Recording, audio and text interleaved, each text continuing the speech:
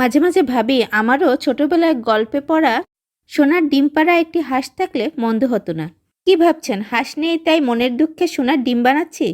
সেটা বলতে পারেন, তবে আজ দুঃখে নয় সুখে বানাচ্ছি। অর্থাৎ সোনার ডিম বিক্রি করে বড়লোক হতে না পারলেও সোনার ডিম বানিয়ে সেটিকে ভেঙে কিভাবে ফুলদানি তৈরি করা যায়, তাও আবার ফেলে দেয়া আবর্জনা থেকে, সেই আইডিয়ায় আজ নিয়ে চলে এলাম।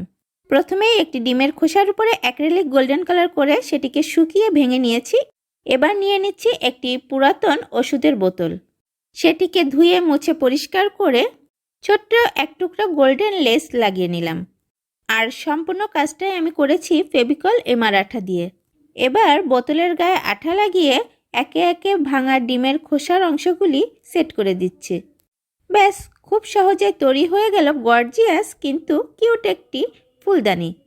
কেমন লাগলো আজকের আইডিয়া অবশ্যই জানাবেন। অনেক অনেক ভালো থাকবেন সবাই, আর আমার প্রতি অনেক অনেক দোয়া রাখবেন। আল্লাহ হাফেজ।